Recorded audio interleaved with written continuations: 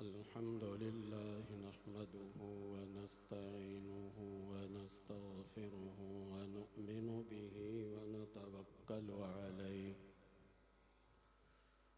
ونعوذ بالله من شرور أنفسنا ومن سيئات أعمالنا من يهده الله فلا مضل له ومن يضلله فلا هادي له ونشهد أن لا إله إلا الله وحده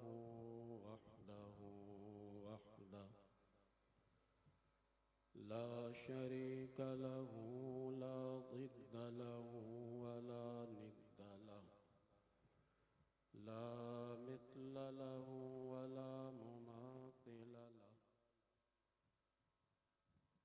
وأشهد أن سيدنا ومولانا محمدا عبده ورسوله أما بعد فأعوذ بالله من الشيطان الرجيم بسم الله الرحمن الرحيم إذ تلقونه بألسنتكم وتقولون بأفواهكم ما ليس لكم به علم وتحسبونه هينا وهو عند الله عظيم صدق الله مولانا العظيم وبلغنا رسوله النبي الكريم الأمين قال الله تبارك وتعالى في شان حبيبه صلى الله تعالى عليه وسلم إن الله وملائكته يصلون على النبي يا أيها الذين آمنوا صلوا عليه وسلموا تسليما اللهم صل على سيدنا ومولانا محمد وعلى آل سيدنا ومولانا محمد وأصحاب سيدنا ومولانا محمد وبارك وسلم الصلاة والسلام عليك يا رسول الله الصلاة والسلام عليك يا حبيب الله الصلاة والسلام عليك يا رحمة للعالمين وعلى آلك وأصحابك يا شفيع المذنبين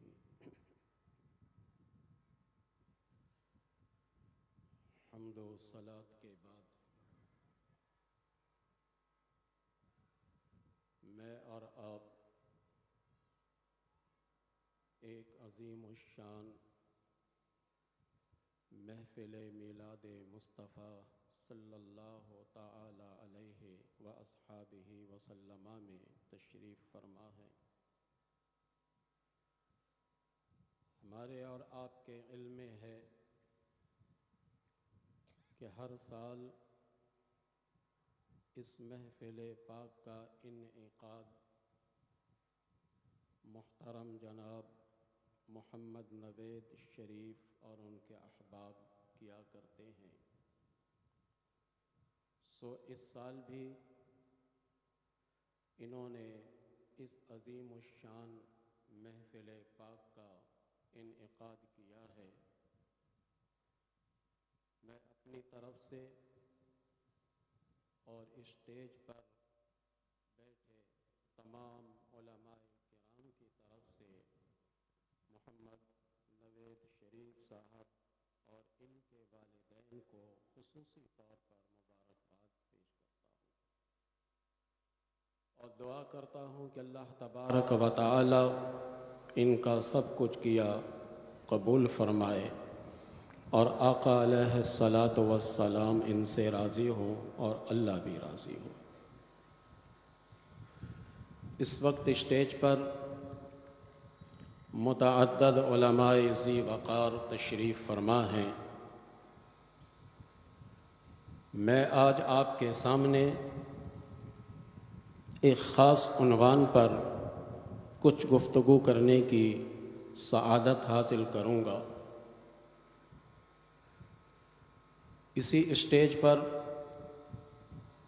ایک تقریر آپ مجھ سے سماعت فرما چکے ہیں جو بدعت کا تحقیقی جائزہ کے عنوان سے، کیونکہ ہمارے مخالفین ہمارے ہر کام کو دو ہی تناظر میں دیکھا کرتے ہیں، ایک بدعت کے تناظر میں اور ایک شرک کے تناظر میں۔ وہ میری پوری تقریر نیٹ پر آج بھی موجود ہے،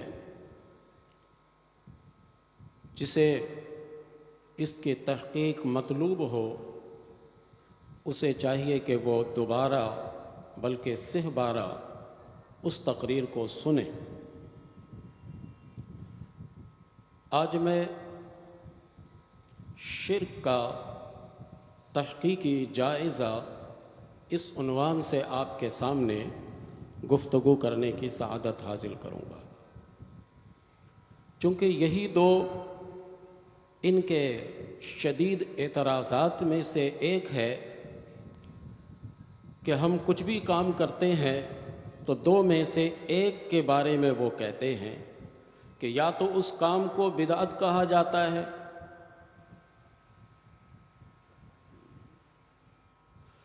یا پھر اس کام کو شرک کہا جاتا ہے۔ حالانکہ بنظر انصاف اگر دیکھا جائے تو جن جن کاموں پر اس قسم کے اعتراضات ہوتے ہیں وہ کام وہ خود بھی کیا کرتے ہیں، لیکن بات بہت مشہور ہے کہ ہم آہ بھی کرتے ہیں تو ہو جاتے ہیں بدنام، وہ قتل بھی کرتے تو چرچا نہیں ہوتا، بڑے سے بڑا کام وہ کر لیتے ہیں، اسے نہ شرک کے دائرے میں رکھتے ہیں نہ بدعت کے دائرے میں رکھتے ہیں۔ لیکن بہرکیف میں اپنے عنوان کے مطابق جو گفتگو کروں گا میں کسی کی دل آزاری انشاءاللہ نہیں کروں گا۔ میں اپنے عنوان پر دلائل آپ کو دوں گا، اور وہ بھی آپ اگر کاغذ قلم لے کر بیٹھے تو آج آپ نوٹ کیجئے گا کہ میں کتنی قرآنی آیت سے دلیل پیش کرتا ہوں، آپ کو اس کا اندازہ ہو جائے گا۔ میں تمہیداً 2-4 باتیں قرآن اور حدیث سے آپ کے گوش گزار کر کے آگے میں عنوان کی طرف آتا ہوں۔ دیکھیے، یہ زبان جو اللہ تبارک و تعالیٰ نے ہمیں دی ہے اس کی بھی بڑی سخت گرفت ہے۔ ایک مومن کو مشرک کہنا، ایک مومن کو بدعتی کہنا، یا ایک مومن کو کوئی اور ایسے الفاظ سے اسے بیان کرنا کہ جسے ہم آسان لیتے ہیں لیکن اللہ کے یہاں بڑی گرفت ہے۔ میں نے قرآن کریم کی جس آیت کی تلاوت کی ہے یہ سورہ نور کی آیت ہے، اور یہ آیت نمبر 15 ہے۔ حضرت عائشہ صدیقہ طیبہ طاہرہ رضی اللہ تعالی عنہا پر جب ایک اعتراض قائم ہوا تھا جو اس محفل کے مناسبت سے نہیں ہے، بس جو بات سنتا وہ ہاں میں ہاں ملاتا چلا جاتا۔ منافقین اپنے طور پر حضرت عائشہ صدیقہ طیبہ طاہرہ رضی اللہ تعالی عنہا سے متعلق افواہیں پھیلا رہے تھے، اور بہت سارے لوگ اس چیز کو اب خود بھی دہرانے لگے۔ ہونا تو یہ چاہیے تھا کہ پہلے تحقیق کی جاتی، اس کے بعد کلام کیا جاتا، جیسے کہتے ہیں نا کہ ایک جگہ مجمع لگا ہوا تھا، سب کہہ رہے تھے زندہ باد زندہ باد. ایک آیا, اس سے نے پوچھا بھائی کہ تم زندہ باد کیوں کہہ رہے ہو؟ کہا کہ میں آیا تھا تو یہ کہہ رہے تھے, میں نے بھی کہنا شروع کیا. کہا چلو اسی سے پوچھ لیتے, بھائی تم زندہ باد کیوں کہہ رہے تھے؟ اس سے پوچھا تو اس نے بھی کہا کہ وہ فلاں کہہ رہا تھا. یعنی پورا مجمع بغیر کسی عنوان کے, بغیر کسی سوچ و فکر کے, بغیر کسی غور و تدبر کے, ایک کے کہنے پر دوسرا بھی زندہ باد کے نعرے لگاتا رہا. یہی حال ہمارا ہو گیا کہ ہم اور آپ بس ایک کے کہنے پر دہرا دیتے ہیں انہی کلمات کو, لیکن اللہ کی گرفت کتنی ہوتی ذرا وہ سنیے. پہلے قرآن کے 2 مقامات کی آیت. سورہ نور میں اللہ تبارک و تعالی فرماتا اِسْتَلَقَّوْنَهُ بِأَلْسِنَتِكُمْ, جب تم اپنی زبان پر لا رہے تھے, وَتَقُولُونَ بِأَفْوَاهِكُمْ, اور اپنے منہ سے کہہ رہے تھے, مَا لَيْسَ لَكُمْ بِهِ علم, جس کا تمہیں علم نہیں تھا. بغیر علم کے تم اپنے زبان پر وہ کلمات لا رہے تھے اور وہ کلمات کہہ رہے تھے جس کا تمہیں علم نہیں ہے. وَتَحْسَبُونَهُ هَيِّنًا, اور اسے تم بہت کم تر سمجھتے تھے. کہتے تمہارے ذہن میں یہ بات تھی کہ ہم نے تو کوئی بڑی بات نہیں کی, ہم نے تو کوئی مشکل بات نہیں کی. وَتَحْسَبُونَهُ هَيِّنًا, تم اسے بہت کم تر لیتے تھے, لیکن وَهُوَ عِندَ اللَّهِ عَظِيمٌ, لیکن یہ اللہ کے یہاں بہت بڑی بات ہے. یہ جسے تم کسی پر الزام لگا کر, کسی پر کوئی بہتان لگا کر, کوئی تہمت لگا کر تم اسے آسان لیتے تھے اور سمجھتے تھے یہ کوئی بڑی بات نہیں ہے, یہ اللہ کے یہاں بہت بڑی بات ہے. یہ کسی پر الزام لگانا اور کسی پر انگلی اٹھانا بغیر تحقیق کے اور بغیر علم کے, کبھی کسی سے متعلق کوئی رائے قائم مت کیجیے. اور اتنی بڑی بات کہ بغیر تحقیق کے کسی کلمہ گو کو مشرک کہہ دینا, کسی اچھے کام کو شرک کہہ دینا, یہ تو بہت عظیم جرم ہے. یہ بہت بڑا جرم ہے. یہ پھر سورہ قاف میں اللہ تبارک و تعالی فرماتا ہے اِذْ يَتَلَقَّى الْمُتَلَقِّيَانِ عَنِ الْيَمِينِ وَعَنِ الشِّمَالِ قَعِيدٌ. اللہ تعالیٰ فرماتا ہے کہ 2 لینے والے جب لیتے ہیں تم سے, وہ دائیں طرف ہے تمہارے, بائیں طرف ہے تمہارے, وہ محافظ ہیں. قعید محافظ ہے وہ. ما یلفظ من قول الا لدیہ رقیب عتید, جو بھی لفظ تم ادا کرتے ہو وہ لکھ لیتے. جو بھی الفاظ تم ادا کرتے ہو اسے محفوظ کر لیتے ہو. ما یلفظ من قول, جو بھی قول یا کوئی جملہ تم تلفظ میں ادا کرتے ہو وہ اسے لکھ لیتے ہیں, جسے ہم کرامن کاتبین کہتے ہیں. ایک جملہ بھی ہم کہتے ہیں وہ اسے لکھ لیتے ہیں. پھر قیامت کے دن اللہ تبارک و تعالی اس کے مطابق فیصلہ کرے گا.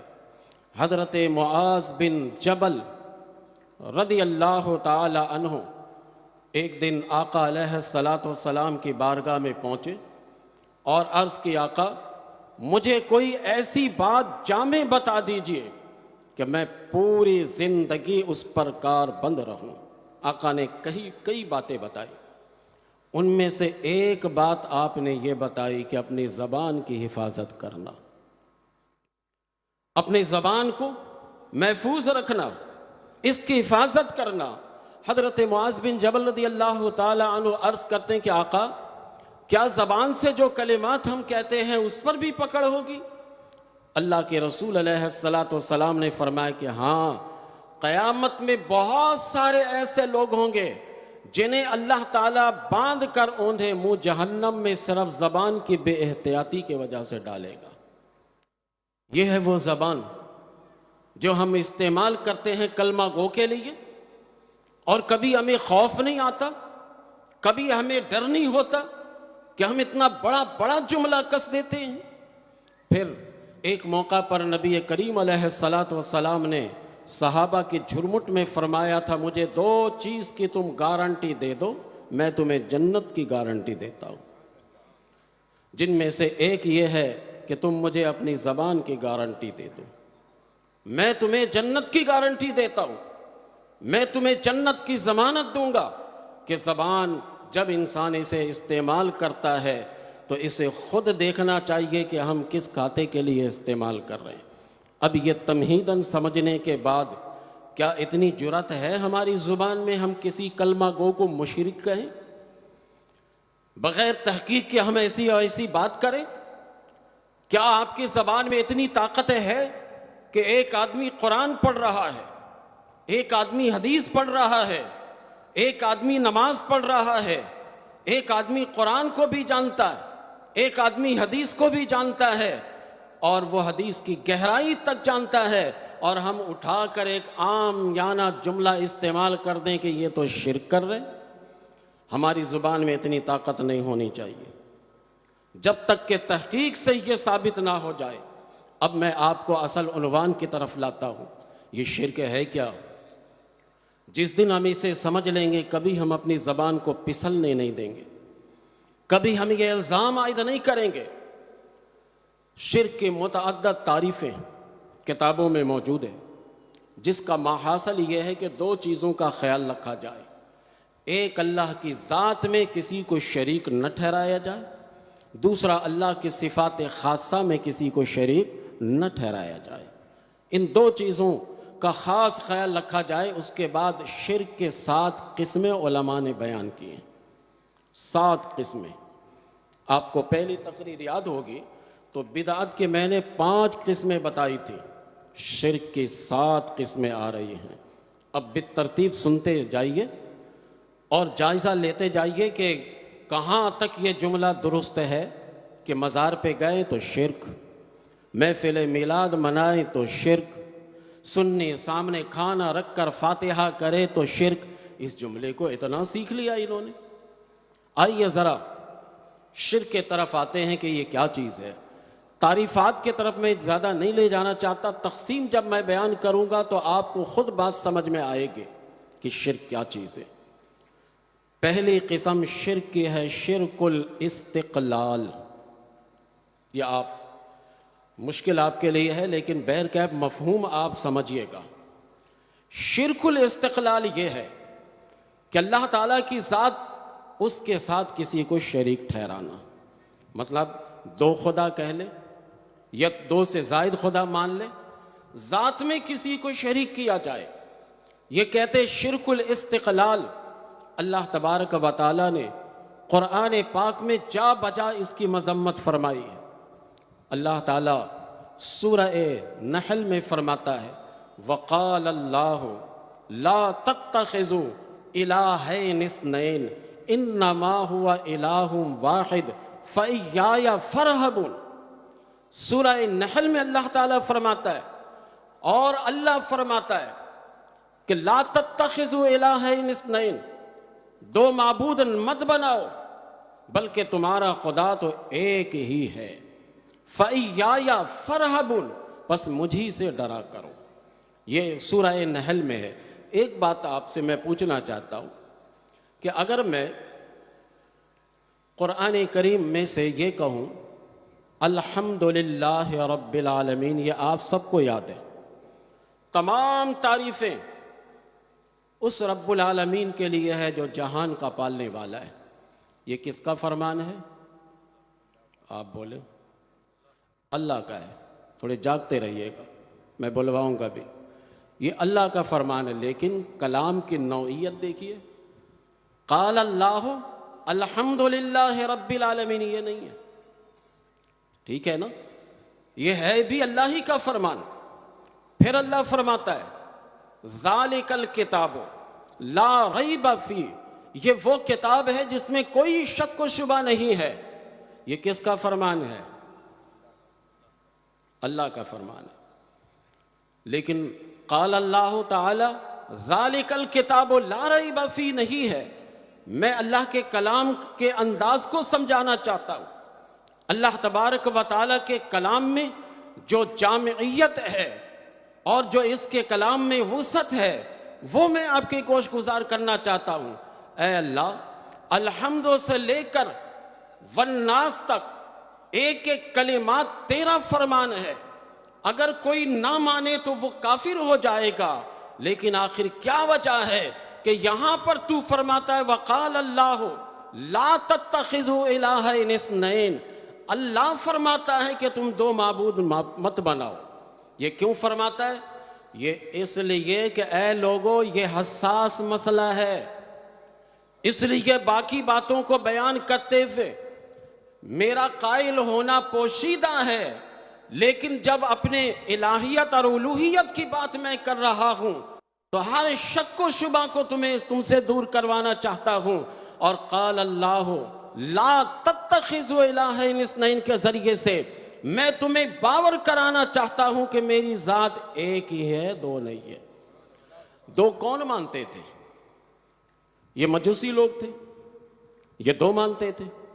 زمانہ جاہلیت کے جو متاخرین اور متقدمین جاہلیت کے جو لوگ تھے وہ دو خدا مانتے تھے، ایک خالق الخیر اللہ کو مانتے تھے اور ایک خالق الشر شیطان کو بھی وہ خدا کا درجہ دیتا اور شیطان کو بھی خدا کہتا تھا۔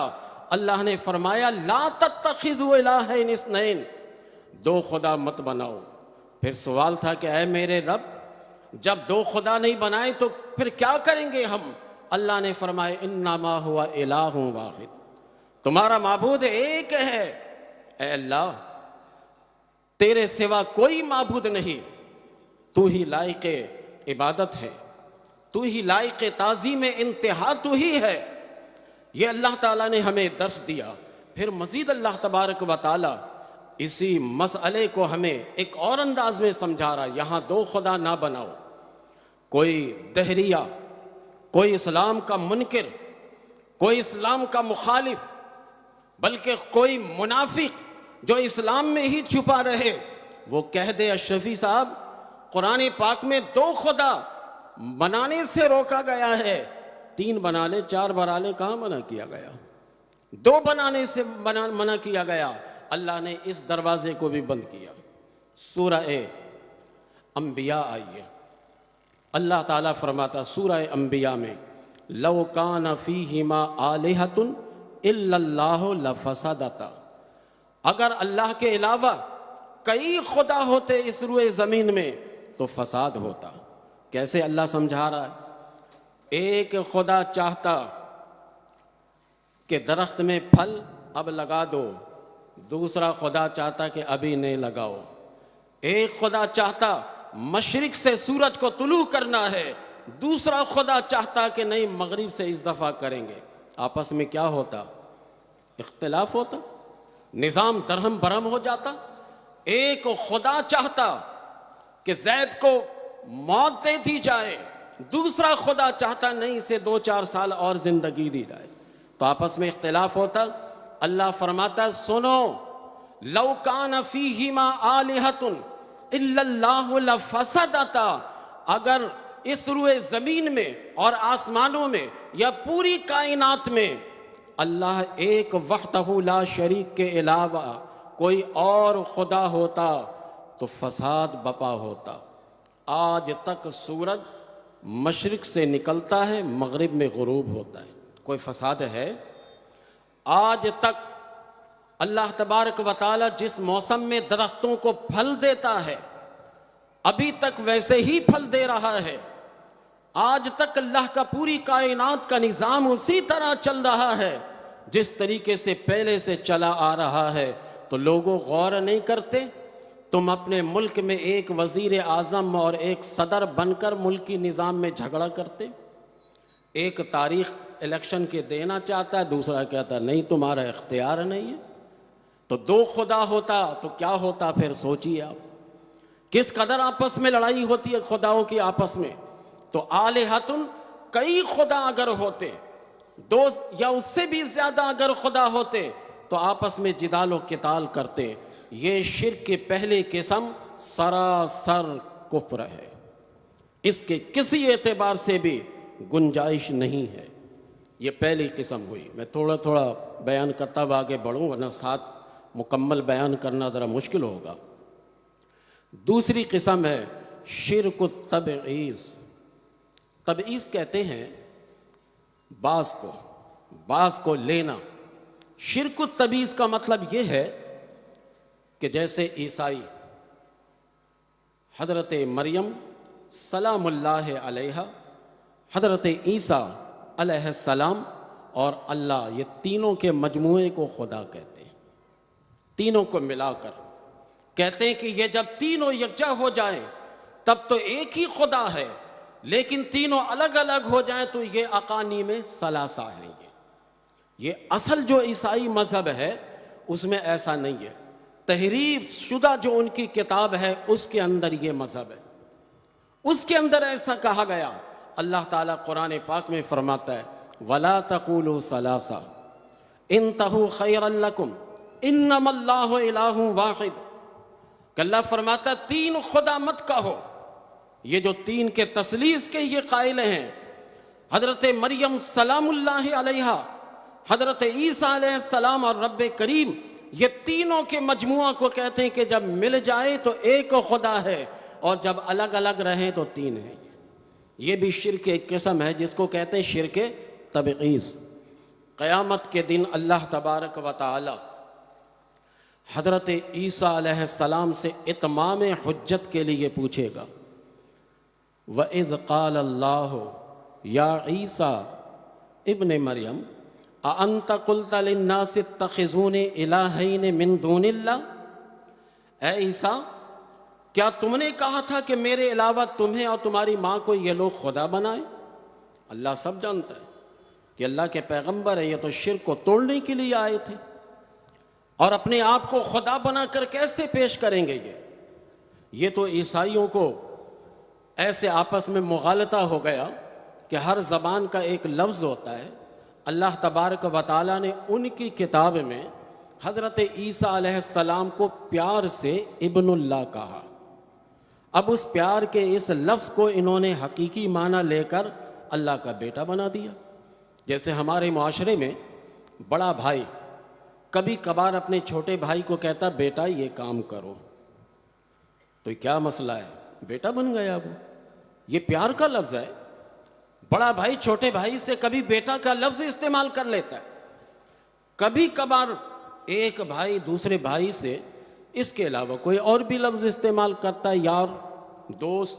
تو کیا ان سے بھائی چارگی یعنی بھائی کا رشتہ ختم ہو گیا؟ یہ آپس میں دوست ہو گئے آپ؟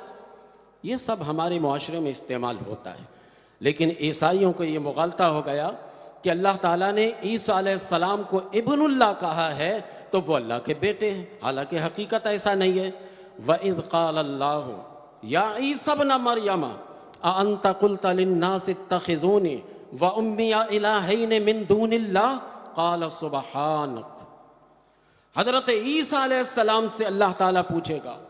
یہ اللہ تبارک و تعالیٰ سورہ مائدہ میں فرما رہا حضرت عیسیٰ علیہ السلام سے تمام حجت کے لیے کہ اے عیسیٰ، کیا تم نے کہا تھا اپنی قوم کو کہ تمہیں بھی الہ مانے، تمہاری والدہ کو بھی الہ مانے؟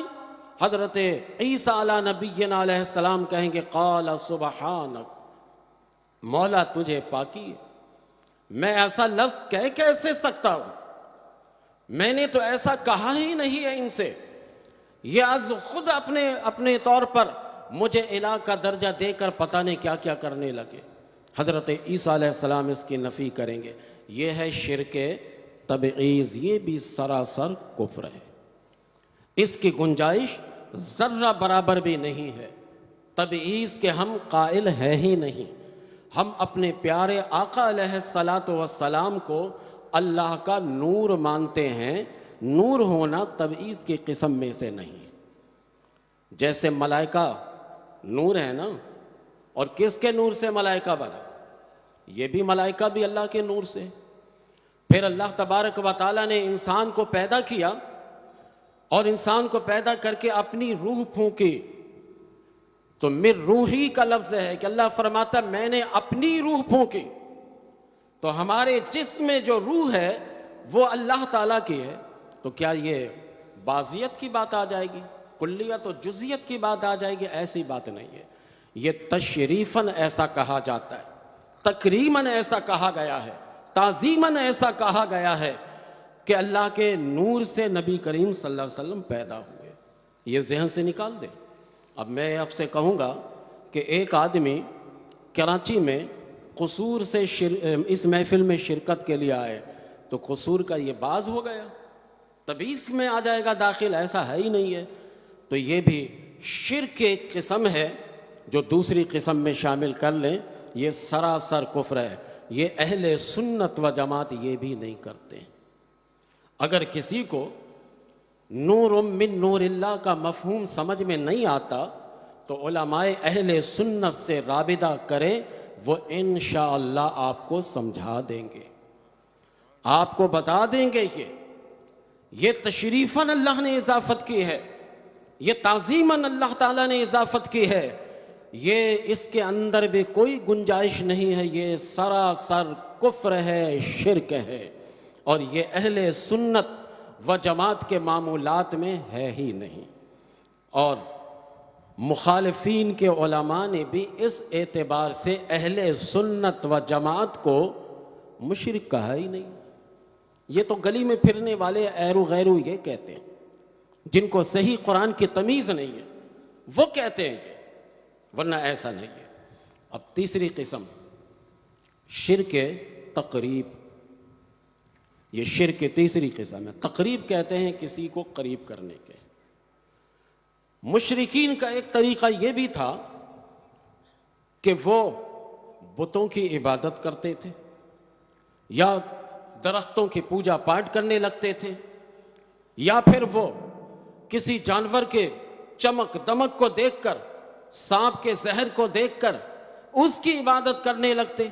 ان سے پوچھا جاتا کہ یہ تو تمہاری طرح مخلوق ہے، تم ان کی عبادت کیوں کرتے، ان کو معبود کا درجہ کیوں دے کر عبادت کرتے ہو؟ قرآن بتائے گا کہ ان کا جواب کیا تھا۔ آپ نے دیکھا ہوگا کہ بہت سارے لوگ اپنے ہاتھوں سے پتھر سے بت بناتے ہیں، تراشتے ہیں، اور تراش کر بت کو پھر اس کی عبادت کرتے ہیں اور اس کو خدا کا درجہ دیتے ہیں۔ ابو جہل ایک کاریگر کے پاس پہنچا اور پتھر لے کر، اس سے بہترین میرا ایک معبود بنا دو، بہترین ایک خدا بنا دو۔ کاریگر نے اپنے طور پر بڑا بہترین بنا دیا بت۔ ابو جہل آیا، نہیں اس کی ناک تھوڑی سی ٹیڑھی ہے، یہ معبود بن رہا ہے۔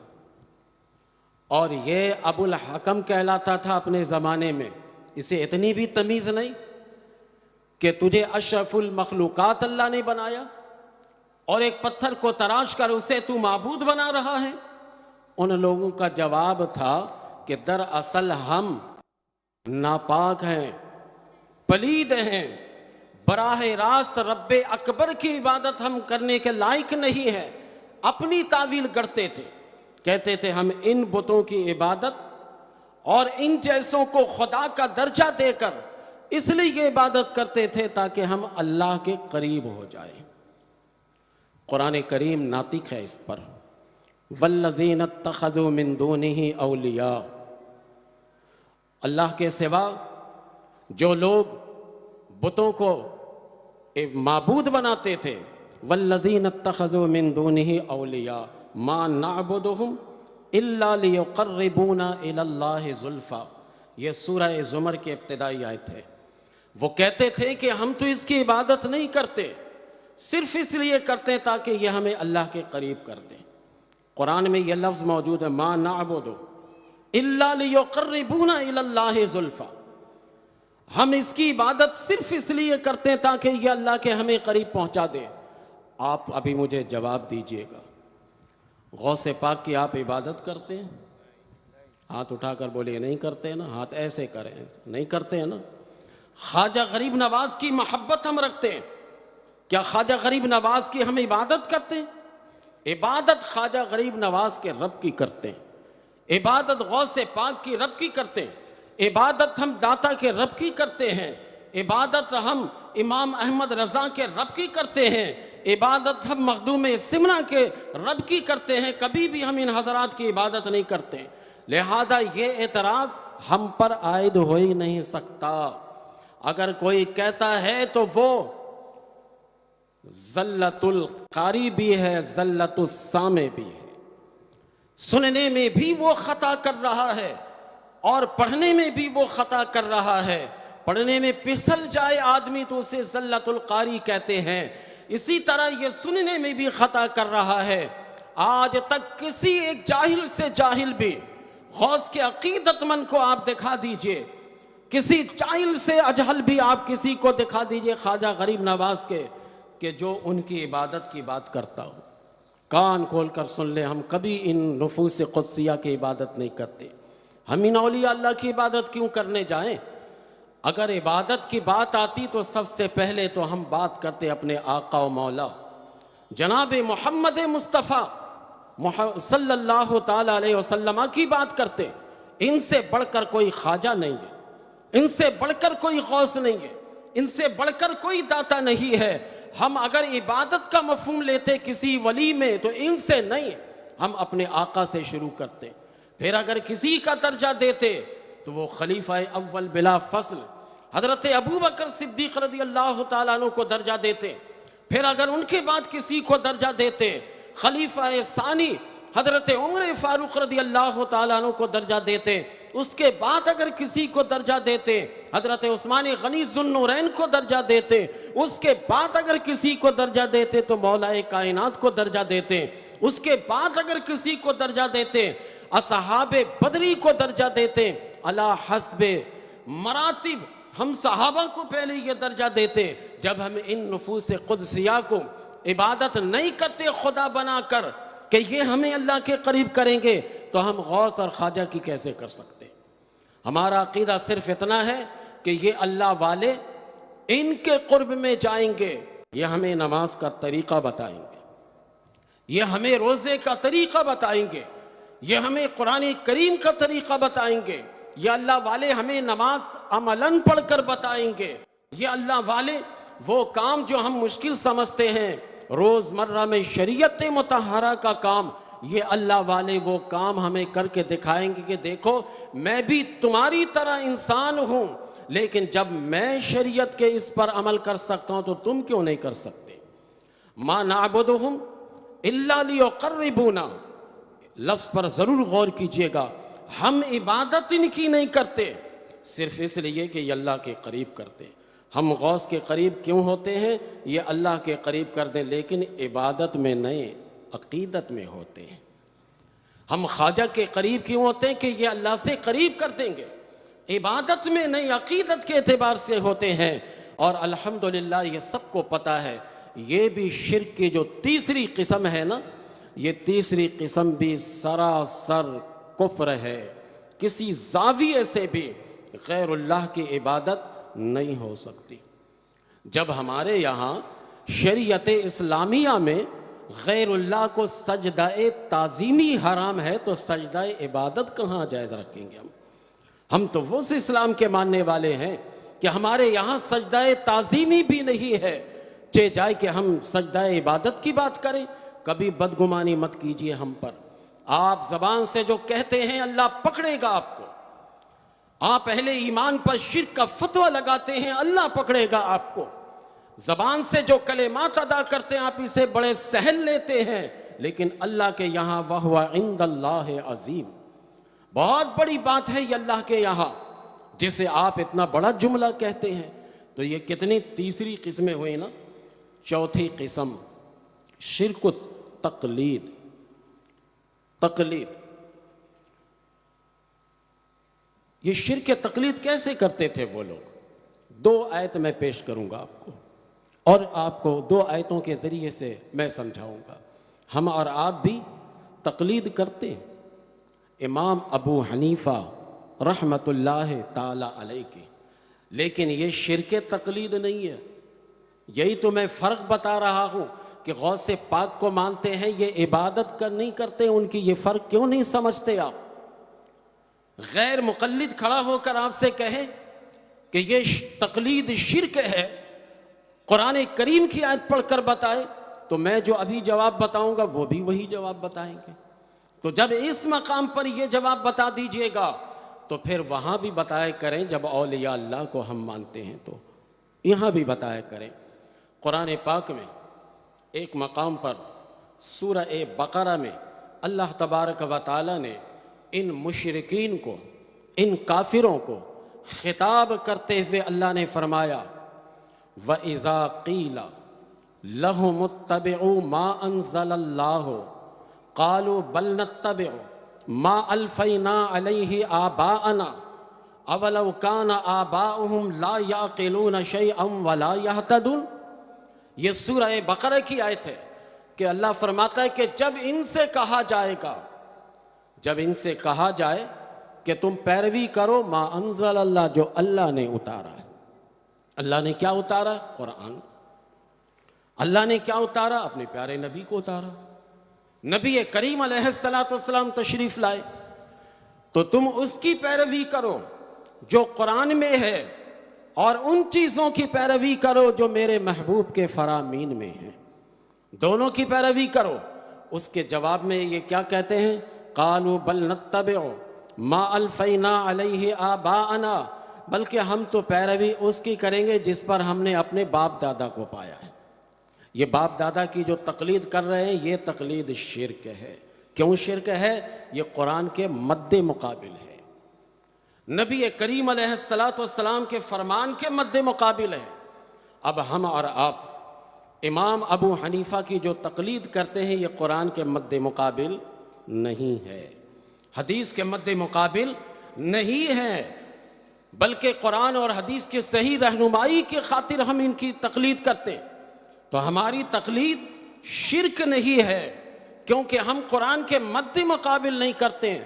جہاں پر قرآن کا واضح لفظ موجود ہو، واضح حکم موجود ہو، ہم وہاں پر کسی کی تقلید نہیں کرتے۔ خود ہمارے امام نے کہہ دیا کہ اگر میرے قول کے مقابلے میں تمہیں صحیح حدیث مل جائے تو میرا قول چھوڑ دینا، صحیح حدیث پر عمل کرنا۔ خود میرے امام نے کہا۔ اب میں اس کو ایک مثال سے سمجھاتا ہوں آپ کو۔ مثال ہے مشکل لیکن بالکل آسان اور پانی بنا کر میں آپ کو بتاتا ہوں کہ ہم کن چیزوں میں تقلید کرتے ہیں۔ ہم اللہ کے ما انزل اللہ کے مقابلے میں تقلید نہیں کرتے۔ اس دوسری آیت کو بھی پہلے میں سنا دوں تاکہ دونوں باتیں آ جائیں۔ اب آئیے آپ، 7واں سپارہ ہے، سورہ مائدہ ہے۔ اللہ تبارک و تعالی فرماتا ہے وَإِذَا قِيلَ لَهُمْ تَعَالَوْا إِلَىٰ مَا أَنزَلَ اللَّهُ وَإِلَى الرَّسُولِ قَالُوا حَسْبُنَا مَا وَجَدْنَا عَلَيْهِ آبَاءَنَا أَوَلَوْ كَانَ آبَاؤُهُمْ لَا يَعْلَمُونَ شَيْئًا وَلَا يَهْتَدُونَ۔ اللہ فرماتا ہے کہ جب ان سے کہا جاتا ہو اس باتوں کی طرف جو اللہ نے اتاری ہے، اور آؤ اس کی طرف جو اللہ نے اپنے رسول پر نازل کی ہے، تو کہتے ہیں کہ بھئی ہمارے لیے حسبنا کافی ہے، ما وجدنا علیہ آباءنا، جس پر ہم نے اپنے باپ دادا کو پایا ہے وہ ہمارے لیے کافی ہے۔ اولو کان آباؤہم لا یعلمون شیئا ولا یہتدون، کیا ان کے باپ دادا اگر ان پڑھ ہوں، نہ جانتے ہوں، تو کیا یہ ہدایت یافتہ نہیں ہوں گے؟ تو یہ قرآن کو چھوڑ کر باپ دادا کی پیروی کر رہے ہیں۔ ہم قرآن کو پکڑنے کے لیے، حدیث پر عمل کرنے کے لیے ہم امام ابو حنیفہ کی تقلید کرتے ہیں۔ نعرہ رسالت، نعرہ رسالت، حضور ممتاز ملت، ایک مثال حضور سے ممتاز ملت۔ میں آپ کو اس کو سمجھاتا ہوں، اس گٹھی کو، جس کو کہ فقہ کے مسائل میں فاقد الطہورین کہتے ہیں۔ پہلے یہ بات سمجھیے کہ ہماری طہارت کے لیے اللہ نے 2 چیزیں پیدا کی ہیں، ایک ہے پانی اور دوسری ہے مٹی۔ تیسری کوئی چیز ہے جس سے ہم طہارت حاصل کر سکیں؟ تیسری کوئی چیز نہیں ہے۔ اب ایک آدمی کسی ایسے جگہ پر پھنس جائے جہاں نہ مٹی ہو اور نہ پانی ہو، مثلا کسی جہاز میں وہ سفر کر رہا تھا، جہاز اغوا ہو گیا، کئی دن تک اسے اس میں رہنا پڑ رہا، وہاں نہ پانی ہے نہ مٹی ہے، اور طہارت کے یہی 2 ذرائع ہیں، یا تو مٹی سے تیمم کیجیے آپ، یا پھر پانی اگر ہے تو اس سے وضو کریں آپ۔ اب یہ دونوں چیزیں جہاز میں نہیں ہیں۔ فرض کر لیں آپ ٹرین پر سفر کر رہے ہیں، پوری ٹرین اغوا ہو جاتی ہے، آپ اس کے اندر بند ہیں، اب آپ کے پاس پانی بھی نہیں ہے اور آپ کے پاس مٹی بھی نہیں ہے، نماز کا وقت آ جائے، اب آپ کو وضو کی حاجت ہے، اب بتائیے کہ کیا کریں؟ کیونکہ نماز کے لیے وضو شرط ہے، بغیر وضو کے نماز نہیں ہوتی۔ جسم پاک ہونا وہ تو آپ جانتے ہی ہیں، وضو کی بات کر رہا ہوں۔ نماز کے لیے وضو شرط ہے۔ اب وہاں پر نہ پانی ہے اور نہ مٹی ہے، نماز کا وقت آ گیا، اب کیا کرنا ہے؟ اب سنیے، جس کی ہم تقلید کرتے ہیں، کیوں کرتے ہیں ائمہ کی تقلید؟ ذرا سنیے، امام ابو حنیفہ رحمۃ اللہ تعالی علیہ سے یہی مسئلہ پوچھا گیا، حضرت کوئی شخص ایسی جگہ پر پھنس جائے جہاں نہ مٹی ہو طہارت کے لیے، نہ پانی ہو، اور نماز کا وقت آ جائے، اسے وضو کی حاجت ہو، تو کیا کرے گا؟ امام صاحب نے فرمایا کہ وہ نماز کو قضا کر لے گا، نماز پڑھے گا نہیں، کیونکہ وضو نماز کے لیے شرط ہے۔ جب شرط ہی پائی نہیں جا رہی ہے تو پھر نماز کیسے پڑھے گا؟ امام ابو حنیفہ رحمۃ اللہ علیہ نے یہ مسئلہ بتایا، جن کی ہم تقلید کرتے ہیں، کہ ایسی جگہ پر پھنس گئے، 4 دن تک رکے رہیں آپ، 1 ہفتہ تک رکے رہیں آپ 10 دنوں تک اگر اس میں آپ کو اغوا کر کے پھنسا کر رکھا گیا ہے، تب بھی آپ نماز کو قضا کر لیجئے، گناہگار نہیں ہوں گے آپ، کیونکہ من جانب اللہ پانی بھی نہیں ہے اور مٹی بھی نہیں ہے۔ تو ہمارے امام نے یہ مسئلہ بتایا کہ تم نماز کو قضا کر لو۔ اب بتائیے کہ قرآن کریم میں اس مسئلے کا بے عین ہی کوئی جواب ہے؟ حدیث رسول صلی اللہ علیہ وسلم میں بے عین ہی اس مسئلے کا کوئی جواب ہے؟ سو رہے ہیں آپ؟ نہیں ہے نا۔ امام صاحب نے اب قرآن و حدیث سے استنباط کیا، مسئلہ کو اخذ کیا، اور اپنی ذہانت سے اور اللہ کی دی ہوئی طاقت اور صلاحیت سے آپ نے یہ مسئلہ اخذ کیا اور کر کے ہمارے سامنے یہ پیش کیا۔ اب امام احمد بن حنبل رحمۃ اللہ تعالی علیہ کے پاس چلتے ہیں۔ 4 امام کی بات میں کروں گا، چاروں کی، ہم امام ابو حنیفہ کی تقلید کرتے ہیں، باقی چاروں امام کی تقلید کرنے والے پوری دنیا میں۔ امام احمد بن حنبل رحمۃ اللہ تعالی علیہ کے پاس چلتے ہیں، ان سے پوچھتے ہیں کہ حضرت ایسا مسئلہ ہو جائے کہ ایک آدمی ایسی جگہ پر پھنس گیا جہاں نہ پانی ہے نہ مٹی ہے، اب وہاں پر وہ نماز کا وقت آ جائے تو طہارت کرنے کے لیے تو کوئی چیز ہے ہی نہیں، تو کیا کرے گا وہ؟ امام احمد بن حنبل رحمۃ اللہ تعالی علیہ فرماتے کہ وہ نماز پڑھے گا، قضا نہیں کرے گا۔ امام صاحب کے الٹ ہے بالکل، ذرا غور سے سنیے گا یہ، تاکہ ہمیں ہمارے اماموں کی صلاحیت کا اندازہ ہو۔ امام احمد بن حنبل رحمۃ اللہ علیہ فرماتے ہیں پڑھے گا، قضا نہیں کرے گا، اور ہمارے امام نے کیا کہا؟ قضا کرے گا، پڑھے گا نہیں۔ امام احمد بن حنبل سے پوچھا گیا حضرت یہ کیسے؟ آپ نے فرمایا کہ دیکھو، جب ایک چیز محل ہی نہ رہے تو اس کا فرض بھی ہونا بھی ساقط ہو جاتی ہے۔ مثال کے طور پر ایک آدمی کے دونوں ٹانگیں نہیں ہیں تو دونوں ٹانگوں کا دھونا فرض ہے، اب دونوں ٹانگیں ہے ہی نہیں اس کی، تو ایک فرض ساقط ہوا اس سے نہ ہونے کی وجہ سے۔ ایک آدمی ایسا ہو جس کے دونوں ہاتھ نہ ہو، اب وضو میں دونوں ہاتھوں کا دھونا تو فرض ہے، لیکن کیا کرے گا وہ؟ امام احمد بن حنبل کہتے ہیں کہ جب محل ہی نہ رہے تو پھر شرط کے وجود کی بات کیسے کی جائے گی؟ لہٰذا جب پانی بھی نہیں ہے، مٹی بھی نہیں ہے، تو گویا کہ شرط کی ادائیگی کے لیے چیز ہی مہیا نہیں ہے، تو وہ معفو عنہ ہے، معاف ہے، اسی حال میں نماز پڑھ لو۔ یہ امام احمد بن حنبل رحمۃ اللہ تعالی علیہ نے ہمیں بتایا۔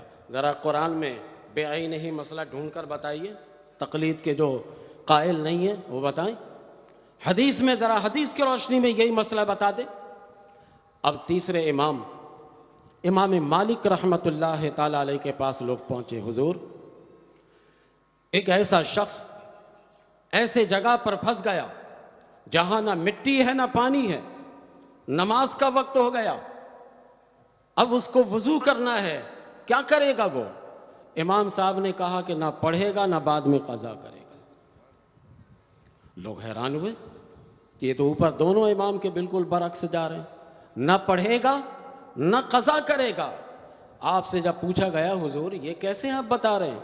آپ نے کہا کہ سنو، عورتیں جب خاص مہینے میں چند دنوں میں خاص دنوں میں ہوتی ہیں تو 10 دن اگر ہیں تو 10 دن ان پر نماز معاف ہے، کیونکہ طہارت بھی کریں گی تو طہارت حاصل نہیں ہوگی، اور اگر وہ غسل کرے جب بھی پاکیزگی حاصل نہیں ہوگی، تو عورت کے ایام خاص میں نماز معاف ہے، کیونکہ طہارت کی کوئی صورت ہی نہیں نکلتی ہے، پانی سے نہا بھی لیں تب بھی طہارت حاصل نہیں ہوتی ہے، تو اللہ نے ان عورتوں پر نماز کو معاف رکھا ہے۔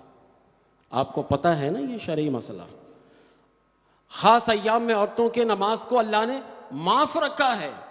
تو امام مالک کہتے ہیں کہ جب وضو کے لیے نہ پانی ہے نہ مٹی ہے تو گویا طہارت حاصل کر ہی نہیں سکتا ہے یہ، تو ان عورتوں کی طرح ان پر بھی نماز معاف ہے، نہ یہ پڑھے گا نہ یہ قضا کرے گا۔ ہمارے اماموں کی صلاحیت دیکھیے آپ، ہمارے امام کس قدر اللہ تبارک و تعالیٰ نے ان کو صلاحیت دی ہے۔ ہم ایسے تقلید نہیں کرتے ہیں، اور اس تقلید کو کوئی شرک بھی نہیں کہہ سکتا۔ پھر چوتھے امام، امام شافعی رحمۃ اللہ تعالی علیہ، ان کے پاس لوگ پہنچے، حضور یہ مسئلہ بتائیے گا کہ ایک شخص ایسے جگہ پر پھنس گیا جہاں نہ پانی ہے اور نہ مٹی ہے، نماز کا وقت ہو گیا، اب اسے وضو کی حاجت ہے، اب کیا کرے گا؟ امام شافعی نے فرمایا کہ پڑھے گا بھی قضا بھی کرے گا۔ امام مالک کے بالکل الٹ، پڑھے گا بھی قضا بھی کرے گا۔ آپ سے پوچھا گیا حضور یہ کیسے آپ کہہ رہے ہیں؟ کہا دیکھو وہ پڑھے گا اس لیے کہ وقت کی فضیلت کو حاصل کر لے، قضا اس لیے کرے گا کہ وہ نماز تو ہوئی نہیں ہے اس کی، جب وضو اور طہارت ہی نہیں ہے تو اس کی نماز تو ہوئی نہیں ہے، لیکن وقت ظہر اس کی فضیلت اپنی ہوتی ہے، وقت عصر اس کی فضیلت اپنی ہوتی ہے، وقت مغرب اس کی فضیلت اپنی ہوتی ہے، وقت عشاء اس کی اپنی فضیلت ہوتی ہے، وقت فجر اس کی اپنی فضیلت ہوتی ہے۔ اس فضیلت کو حاصل کرنے کے لیے وہ پڑھے گا بھی بعد میں قضا بھی کرے گا۔ آپ نے یہ فرمایا، ہمارے یہاں بھی ایسا ہی ہے، ہمارے یہاں بھی ایسا ہی ہے کہ ایک بندہ فجر میں ایسے وقت میں اٹھا کہ سورج طلوع ہونے کے قریب ہو گیا، اب اگر وہ وضو کرتا ہے یا غسل کرتا ہے تو سورج طلوع ہو جائے گا، تو اس کے لیے حکم ہے کہ تم نماز پڑھ لو، سورج طلوع ہونے کے بعد غسل کر کے نماز کا اعادہ کر لو، یہ کہا گیا۔ ہمارے یہاں ٹرین پر، چلتی ٹرین پر نماز ہوتی ہے یا نہیں ہوتی یہ ایک محل بحث ہے، اور ہمارے احناف علماء میں ہی دو گروہ، جو کہتے ہیں کہ چلتی ٹرین پر نماز نہیں ہوتی ہے، وہ کہتے ہیں کہ ظہر کا وقت اگر آ جائے اور آپ کو یہ یقین ہو کہ ٹرین چلتی رہے گی یہاں تک کہ وقت ظہر کا نکل جائے گا، تو آپ کو جس طریقے سے بھی میسر آ جائے ظہر کی نماز پڑھ لیں، اور جب گاڑی رکے، ٹرین رکے تو نماز کا اعادہ کر لیجیے، تاکہ وقت کی فضیلت بھی آپ حاصل کر لیں۔ چاروں امام کی الگ الگ رائے ملی نا۔ اب یہ آپ بتائیے کہ یہ چاروں امام کی جو اپنی صلاحیت ہے یہ قرآن کے مد مقابل میں ہے، حدیث کے مد مقابل میں ہے، یا قرآن و حدیث کو سمجھانے کے لیے ہے؟ یہ آپ بولیں گے سب، سمجھانے کے لیے نہ شرک و تقلید ہے ہی نہیں ہے، یہ شرک و تقلید ہے ہی نہیں ہے، یہ تو قرآن و حدیث کو سمجھانے کے لیے ہے۔ یہ ایک پیرامیٹر بنایا ان لوگوں نے اور ہم پر مہربانی کی ہے کہ ہمیں یہ سمجھایا ہے۔ اب ایک سوال رہ جاتا ہے تقلید کے مسئلے پر کہ شفیع صاحب پھر تقلید شخصی کیوں کرتے ہیں؟ چاروں امام کی تقلید کر لیجئے۔ اگر چاروں امام کی ہم تقلید کریں گے تو فساد آئے گا، جس کا دل چاہے گا کبھی اپنی مرضی سے امام ابو حنیفہ کے مسئلہ پر عمل کرے گا، کسی کا دل چاہے گا امام احمد بن حنبل کے مسئلہ پر عمل کرے گا، کسی کا دل چاہے گا جب امام مالک کے مسئلہ پر عمل کرے گا، یہ تو دین میں فساد ہوگا۔ تو اس فساد کو روکنے کے خاطر امت نے اجماع کیا ہے کہ تقلید ایک ہی شخص کی ہوگی، تقلید ایک ہی شخص کی ہوگی، تاکہ اسے ایک راستہ اور روٹ مل جائے، اسی راستے اور روٹ سے وہ اپنے اعمال کو کرے، ورنہ یہ تو پھنس کر رہ جائے گا۔ اب یہ ایسے مقام پر پھنسا، اب یہ سوچے گا کہ 4 اماموں میں سے کس کے مسئلے پر عمل کرے، لیکن جو شخصی تقلید کرتا ہوگا تو وہ فوراً امام صاحب کے مسئلے پر عمل کرتے ہوئے جو انہوں نے کہا ہے اس کے مطابق وہ ٹھہر جائے گا کہ چلو بعد میں نماز پڑھ لیں گے۔ تو یہ تقلید کا مفہوم ہمارے یہاں یہ ہے، لیکن غیر مقلدین نے پتہ نہیں کیا کیا مسئلہ نکال لیا ہے، پتہ نہیں ان لوگوں نے کیا کیا ایسی باتیں تقلید سے متعلق کر دی ہیں۔ ہرگز آپ ذہن بنا لیجئے کہ جو یہ لوگ کہتے ہیں ویسا نہیں ہے، ویسا نہیں ہے۔ ہمارے امام تو مسئلہ سمجھاتے ہیں، بتاتے ہیں۔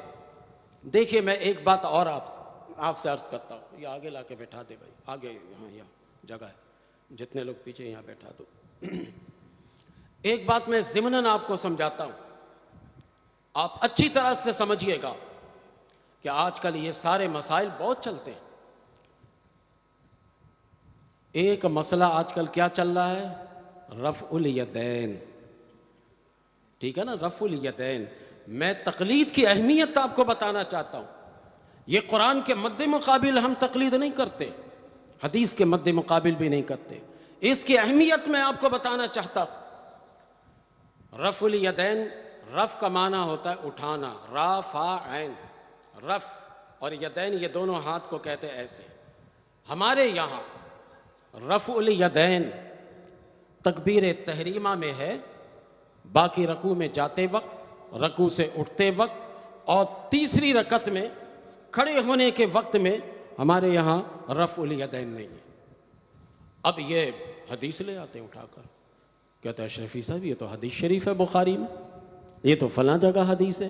چلو جی، ہم نے کبھی انکار نہیں کیا کہ تمہارے پاس حدیث نہیں ہے، یہ بھی یاد رکھنا کہ ہمارے پاس نہ کرنے پر بھی حدیث ہے، نہ کرنے پر بھی جن جن مقامات کی میں نشاندہی کر گیا یہاں پر بھی حدیث ہے کہ آقا علیہ السلام نے یہاں پر رفع الیدین نہیں فرمایا، یہ حدیث بھی موجود ہے۔ اب اگر آپ ائمہ کی تقلید نہیں کرتے ہیں، ائمہ کی باتوں کو نہیں مانتے، دونوں حدیث کی کتاب میں 2 حدیث لا کر آپ کے سامنے رکھتے ہیں، اب آپ کیا کیجئے گا؟ وہی کام کیجئے گا جو آج کل کا جدید ماڈریٹ قسم کا اسکالر کیا کرتا ہے، وہ حدیث کا انکار ہی کر دیتا ہے، کہتا ہم حدیث کیسے مانے، اس میں کچھ کہا جا رہا ہے، اس میں کچھ کہا جا رہا ہے، اس میں یہ ہے اور اس میں وہ ہے۔ یہ جدید قسم کے یہ لوگ جو ہے اسکالر بنے ہوئے یہ سرے سے انکار کر دیتے۔ ہمارے امام نے بلکہ 4 امام نے ہم پر مہربانی کی اور ہمیں حدیث کے انکار سے بچایا ہے۔ دونوں حدیث کو جمع کر کے امام صاحب نے ترجیح کی بات کی کہ ترجیح کس کو دو گے اس کی بات کرو، تو ہمارے امام نے حضرت عبداللہ ابن مسعود رضی اللہ تعالیٰ عنہ کی روایت کو ترجیح دی اور فرمایا کہ سنو، رکوع میں جاتے وقت، رکوع سے اٹھتے وقت، تیسری رکعت کے لیے رفع الیدین کرنے والی حدیث حضرت عبداللہ ابن عمر رضی اللہ تعالیٰ عنہما سے مروی ہے، اور نہ کرنے کی حدیث حضرت عبداللہ ابن مسعود رضی اللہ تعالیٰ عنہ سے مروی ہے، اور حضرت عبداللہ ابن مسعود وہ ہیں جو پہلی صف میں ہوتے تھے۔ جب آقا نماز پڑھاتے تھے نا تو آپ پہلی صف میں ہوتے تھے، اور حضرت عبداللہ ابن عمر رضی اللہ تعالیٰ عنہما کم عمری کی وجہ سے وہ پیچھے صف میں ہوتے تھے۔ تو اب دونوں صحیح حدیث جب آ گئی تو ہمارے امام نے ترجیح کی صورت نکالی، ترجیح کی صورت نکالی تو آپ نے ترجیح دی کہ جو پہلے صف میں ہیں وہ صلاۃ رسول کو بہتر جانتے ہوں گے، وہ صحیح جانتے ہوں گے۔ ہم نے حدیث کا انکار نہیں کیا، یہ تو سرے سے آ کر کہہ دیتے جی حدیث ہی نہیں ہے حنفیوں کے پاس، ان کی تو نماز ہی نہیں ہوتی ہے۔ نہیں، یہ ہمارے امام کی مہربانی رہی کہ ہمارے امام نے حدیث کے انکار سے ہمیں بچایا، امام شافعی کی مہربانی رہی کہ حدیث کے انکار سے ہمیں بچایا، امام مالک کی مہربانی رہی کہ ہمیں حدیث کے انکار سے بچایا ہے، امام احمد بن حنبل کی یہ مہربانی ہے کہ ہمیں حدیث کے انکار سے ان لوگوں نے بچایا، دونوں میں تطبیق کر کے ہمیں بتایا کہ تطبیق کر کے دونوں حدیثوں کو مانو۔ تو یہ چند باتیں تقلید کی سمجھ میں آ رہی، یہ اس لیے میں کہہ رہا ہوں کہ آج کل یہ دندناتے پھرتے ہیں اور کہتے ہیں کہ یہ حنفی لوگ تو نماز جو پڑھتے ہیں ان کی نماز ہی نہیں ہوتی، کبھی کچھ کہتے ہیں حرمین شریفین میں رفع الیدین کر کے نماز پڑھتے ہیں، تم لوگ نہیں پڑھتے۔ میں نے کہا پہلے فیصلہ کرو، حرم شریف میں جو ہوتا ہے اس کے مطابق نماز پڑھے یا حدیث میں بخاری مسلم اور صحاح کی کتاب میں اس کے مطابق نماز پڑھنی، بتاؤ کیا کرنا ہے تم نے؟ فوراً کہے گا کہ نہیں حدیث کی بات کریں، تو حدیث کی بات کرو نا، پھر حرم شریف اٹھا کر کیوں لے گئے؟ وہ تو ایک فرقے والے کا قبضہ ہے وہاں پر، وہ اپنے مسلک اور مذہب کے مطابق کرتے۔ حدیث کی بات کیا کرو اور کتاب کی بھی بات نہیں۔ کوئی کہتا بخاری میں دکھاؤ، ارے بھائی حدیث کی بات کرو کہ حدیث میں دکھاؤ، بخاری میں دکھاؤ۔ حضرت عبداللہ ابن مسعود رضی اللہ تعالی عنہ نے فرمایا کیا میں تم سب کو صلاۃ رسول پڑھ کر نہ بتا دوں؟ حضرت عبداللہ ابن مسعود رضی اللہ تعالیٰ عنہ کہہ رہے ہیں کیا میں تم سب کو صلاۃ رسول پڑھ کر نہ بتا دوں؟ جو موجود تھے انہوں نے کہا ضرور بتائیے۔ آپ نے صرف تکبیر تحریمہ کے وقت رفع الیدین فرمایا، باقی نہیں کیا، اور کہا یہ ہے اللہ کے رسول کی نماز، ہم وہ نماز حنفی پڑھتے ہیں۔ نعرہ تکبیر، نعرہ رسالت، نعرہ رسالت، حضور ممتاز ملت، حضور ممتاز ملت۔ وہ حنفی نماز ہم پڑھتے ہیں، تو آپ کبھی کسی بہکاوے پر مت آئیے گا۔ یہ دو چار طوطے کی طرح حدیثیں ان کو رٹا دیتے۔ حضرت عبداللہ ابن عمر رضی اللہ تعالیٰ عنہ کی، حالانکہ طحاوی شریف میں خود حضرت عبداللہ ابن عمر رضی اللہ تعالیٰ عنہ سے متعلق حضرت مجاہد کہتے ہیں کہ میں نے ایک دو دفعہ نے 50 مرتبہ دیکھا ہے کہ حضرت عبداللہ ابن عمر جب نماز پڑھتے تھے تو تکبیر تحریمہ کے علاوہ رفع الیدین نہیں کرتے تھے۔ کہتے کہ حضور صلی اللہ علیہ وسلم کی آخری نماز تک رفع الیدین میں رہی۔ میں کہتا ہوں کہ ہاں بالکل، یہ میں بھی مانتا ہوں۔ تکبیر تحریمہ میں ہاتھ اٹھانا یہ کیا ہے؟ یہ بھی تو رفع الیدین ہے۔ آخری صلاۃ تک اللہ کے حبیب علیہ الصلوۃ والسلام اس مقام پر ہاتھ اٹھاتے رہے بیر کیف۔ یہ ان جیسے باتوں میں کہ قرآن و حدیث کے مطابقت کر کے ائمہ جو قول پیش کرتے ہیں ہم اس کی تقلید کرتے ہیں۔ کوئی شخص قرآن کی کسی آیت کا انکار نہ کر دے، ہم ائمہ کی تحقیق کو اس لیے مان کر ان کی تقلید کرتے ہیں۔ حدیث رسول صلی اللہ علیہ وسلم کا کوئی انکار نہ کر دے، اس لیے وہ امام جن کے نزدیک حدیث کا پورا ذخیرہ موجود ہے، انہوں نے جو تحقیق کر کے ہمیں بتائی ہم اس پر عمل کرتے ہیں۔ تو یہ شرک و تقلید بھی ہمارے پاس ہے نہیں ہے۔ شرک و تقلید سے بھی ہم بچ گئے۔ کتنے ہو گئے؟ یہ 4 ہو گئے، یاد رکھیے گا، بڑی کام کی چیزیں ہیں یہ۔ جس کے قسمت میں نہ ماننا ہو وہ تو نہیں مانے گا، لیکن آپ یاد رکھیے گا تو آپ کا ایمان محفوظ رہے گا۔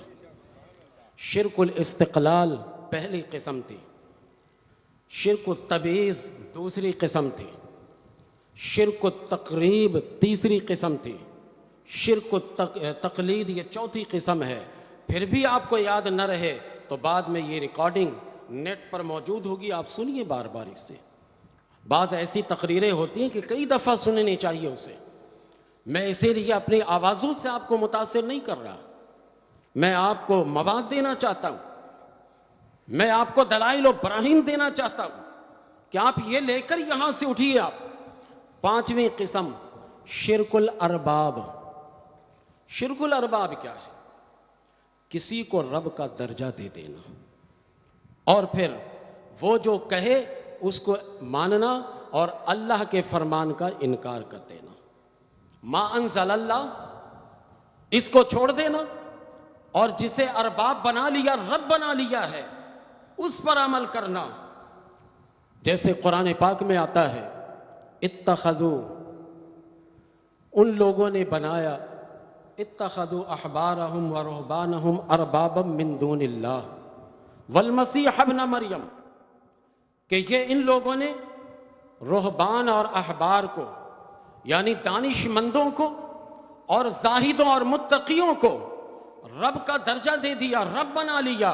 والمسیح ابن مریم، اور عیسیٰ ابن مریم کو بھی رب بنا دیا. انہیں رب بنا کر ان کے احکام پر عمل کرنے لگے اور اللہ کے فرمان کو چھوڑنے لگے. اتخذوا احبارہم ورہبانہم اربابا من دون اللہ والمسیح ابن مریم وما امروا الا لیعبدوا اللہ مخلصین لہ الدین. اللہ کا حکم تو یہ ہے کہ خالص ہو کر اللہ کی عبادت کرو. تو رب کا درجہ کسی کو نہیں دیا جائے گا کہ اللہ تعالیٰ نے جو حکم نازل فرمایا اس کے مقابل میں کسی کے حکم کو اس درجے پر لایا جائے. امام ابو حنیفہ کے حکم کو بھی ہم اس درجے پر نہیں لاتے. یاد رکھیے گا، خود ہمارے امام نے یہ کہا ہے کہ اس درجے پر مت لانا. اگر صحیح حدیث مل جائے میرے قول کے مقابلے میں تو میرے قول کو چھوڑ دینا اور صحیح حدیث پر عمل کرنا. صلی اللہ علیہ وسلم نے فرمایا کہ اے عدی، یہ کیا گلے میں لٹکائے ہو؟ کہا حضور یہ وہ سلیب ہے جو ہمارے رہبان اور ہمارے احباب نے ہمیں یہ پہنایا ہے، اور کہا کہ جو یہ پہنے گا وہ جنتی ہوگا، وہ جنت میں جائے گا. آپ نے فرمایا اتار کر پھینکو یہ. اللہ نے کوئی ایسا حکم نہیں دیا، اللہ نے کوئی ایسا حکم نازل نہیں فرمایا ہے. یہ تمہارے احبار اور رہبان نے ایسا کہا ہے، اسے رب کا درجہ مت دو. جو اللہ کا حکم ہے وہ اللہ کا حکم ہے، اور جو رسول اللہ صلی اللہ علیہ وسلم کا حکم ہے وہ رسول اللہ صلی اللہ علیہ وسلم کا حکم ہے. اس کے مقابل میں کسی کے حکم کو مت لاؤ. حضرت عدی بن حاتم رضی اللہ تعالیٰ عنہ ابھی کلمہ پڑھ کر مسلمان ہو رہے، میرے نبی کے پیروی کا اعلیٰ نمونہ پیش کیا کہ اسی وقت نکال کر پھینک دیا، اسی وقت نکال کر پھینک دیا. یہ ہے میرے آقا علیہ الصلوۃ والسلام کے دربار کی برکت. تو یہ پانچویں قسم بھی شرک ہے اور کفر ہے. اس کے بعد بندہ مومن نہیں رہتا. یہ 5 سمجھ میں آ گئی بات؟ بندہ مومن نہیں رہتا، اس کے بعد کافر ہو جاتا ہے. اور ہم اہل سنت و جماعت میں یہ 5 میں سے ایک بھی نہیں ہے. پھر ہمیں شرک کا ہمیں تانا کیوں دیا جاتا ہے؟ اب آئیے 6ٹھی قسم، شرک الاغراض. اغراض اپنے مقصد کے لیے کسی کو عبادت میں شامل کر لینا، اپنے غرض کے لیے کسی کو عبادت میں شامل کر لینا، جسے ہم عام طور پر ریاکاری کہتے ہیں. آپ سر پہ ٹوپی پہن کر جا رہے ہیں تاکہ محلہ والا دیکھے کہ واہ بھائی فلاں ابن فلاں کا بیٹا تو پکا نمازی ہے. اگر نیت یہ نہیں ہے، صرف یہ ہے کہ میں مسجد جا رہا ہوں اس لیے میں نے ٹوپی پہنی، فبیہا، کوئی بات نہیں ہے. لیکن آپ نے سر پہ ٹوپی اس لیے ڈالی کہ میں گھر سے ٹوپی پہن کر نکلوں گا، لوگ دیکھ کر مجھے کہیں گے نمازی ہے، یہ ریاکاری ہے. یہ شرک الاغراض ہے، اللہ کی عبادت بھی اور اپنا مقصد بھی. آپ نماز پڑھنے آئے مسجد میں، آپ کی نیت کو اللہ جانتا ہے، میں نہیں جانتا. میں مسئلہ صرف بتا رہا ہوں. آپ اس غرض سے اگر آئے کہ اہل مسجد مجھے دیکھ کر سمجھے کہ میں نمازی ہوں، میں پکا صلاۃ کا پابند ہوں، اگر آپ کے ذہن میں یہ بات آ جائے تو آپ عبادت بھی کر رہے ہیں اور اپنے غرض کو بھی شامل کیا ہوا ہے. اس کو کیا کہتے ہیں؟ شرک الاغراض. غرض کو بھی شامل کیا آپ نے اس میں، جسے ہم ریاکاری کہتے ہیں. اس شرک سے ہمارے عوام میں بھی بہت سے لوگ نہیں بچ پاتے، ان کے یہاں بھی نہیں بچ پاتے. ریاکاری تو سب میں ہے نا بھائی، ان کے عوام میں بھی یہ ہے. اس شرک کو وہ بھی ان کے یہاں عوام میں ہے اور ہمارے یہاں بھی عوام میں. شرک الاغراض اللہ کا کلام کیا کہتا ہے؟ آئیے سورہ زمر میں اللہ فرماتا وَلَقَدْ أُوحِيَ إِلَيْكَ وَإِلَى الَّذِينَ مِن قَبْلِكَ لَئِنْ أَشْرَكْتَ لَيَحْبَطَنَّ عَمَلُكَ وَلَتَكُونَنَّ مِنَ الْخَاسِرِينَ۔ اللہ فرماتا ہے اے محبوب آپ کے طرف وحی کی گئی، اور آپ سے پہلے جتنے لوگ گزر گئے، جتنے نبی گزر گئے، سب کی طرف وحی کی گئی۔ کیا وحی کی گئی؟ لَئِنْ أَشْرَكْتَ، اگر تم نے اپنی عبادت میں کسی کو بھی شریک کیا، لَيَحْبَطَنَّ عَمَلُكَ، تمہارا عمل ضائع ہو جائے گا۔ ریاکاری سے عمل ضائع ہوتا ہے یا بچتا ہے؟ ضائع ہوتا ہے نا۔ لَيَحْبَطَنَّ عَمَلُكَ، اگر تم نے اپنی عبادت میں کسی کو بھی شریک ٹھہرایا، معبود سمجھ کر نہیں، الہ سمجھ کر نہیں، رب سمجھ کر نہیں، بلکہ غرض کے مقصد سے کہ لوگ مجھے یہ سمجھیں، اگر تم نے ایسا کیا لَيَحْبَطَنَّ عَمَلُكَ، تمہارا عمل ضائع ہو جائے گا۔ وَلَتَكُونَنَّ مِنَ الْخَاسِرِينَ، اور تم ضرور بے ضرور نقصان اٹھانے والوں میں سے ہو جاؤ گے۔ یہ اس عبادت کی بات ہو رہی ہے جس عبادت میں ہم ریاکاری لاتے ہیں۔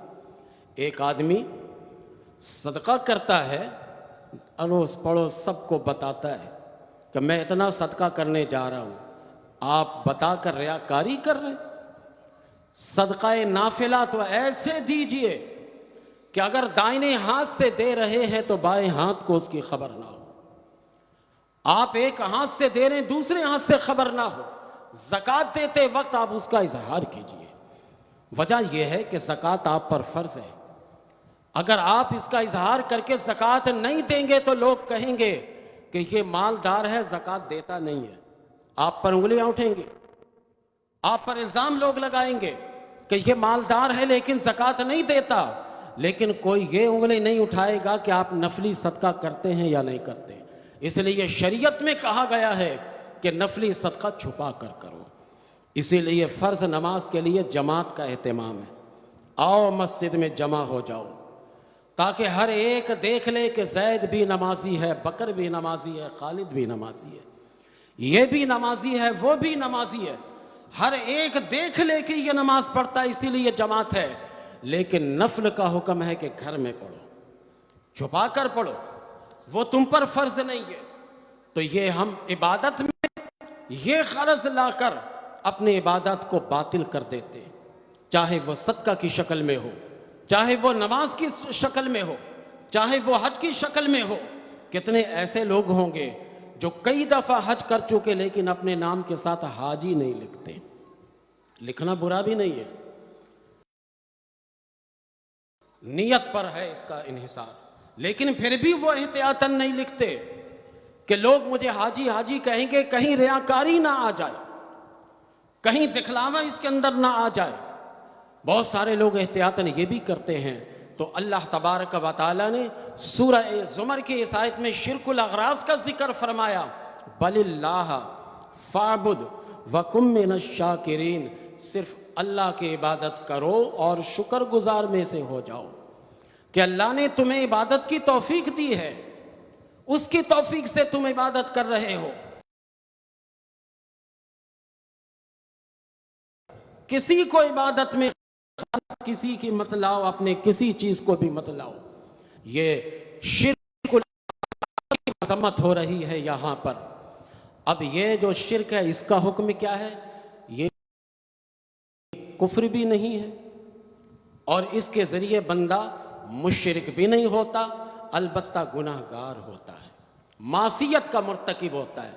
اسے شرک اصغر کہتے ہیں۔ باقی جو 5 اوپر ذکر کیا یہ شرک اکبر ہے، یہ اور یہ شرک اصغر ہے۔ یہ چھٹی قسم یہ معصیت ہے، بندہ گناہ گار ہوگا لیکن کافر نہیں ہوگا، بندہ اپنے عمل کو ضائع کرنے والا خاسرین میں سے ہو جائے گا لیکن یہ بندہ کافرین میں سے نہیں ہوگا۔ یہ چھٹی قسم کی بات سمجھ گئے۔ آخری قسم